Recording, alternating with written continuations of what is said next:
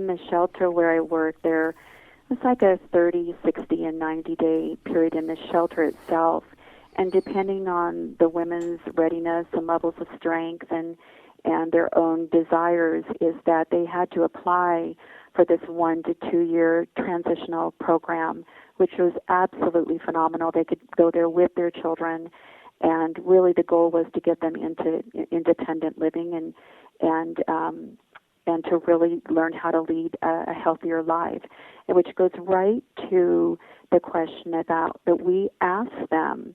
We couldn't impose this or force this on them. We would never do that. But they were asked in this 2-year program for at least a period of 1 year, the first year that they were there, to only date themselves, as you said. And the reason for that, well, there's a couple of reasons I'm going to talk about. One is what we have already said, and that is so that they could learn about themselves. Most of these women saw themselves as a reflection of their abuser or their batterer, or they only saw themselves in relationship to their abuser or their batterer. So you can imagine, Mike, that they had no self-worth, no self-esteem, no value, nothing.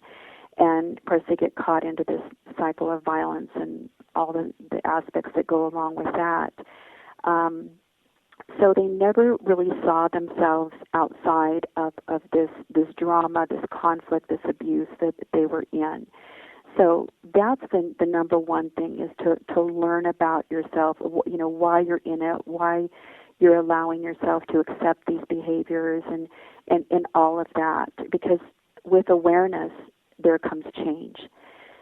The second and equally as important reason, and I alluded to this a little earlier in our conversation, until you can step out of or away from a cycle of violence or a cycle of what we call codependency or rescuing behavior, or out of a series or a pattern of unhealthy behaviors, until you can step away from it and get perspective, how are you ever going to interrupt it, break it, or change it? You can't, because it has become a pattern or a habit.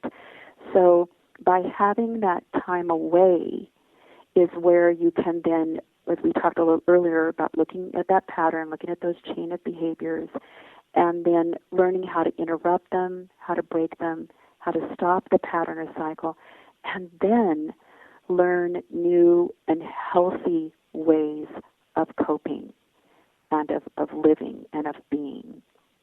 Just like when someone wants to change their diet, they have to stop eating certain foods, and yet at the same time, in order to make it successful, they have to replace it with other things. So, and that takes time away from the toxic environment or the unhealthy relationships.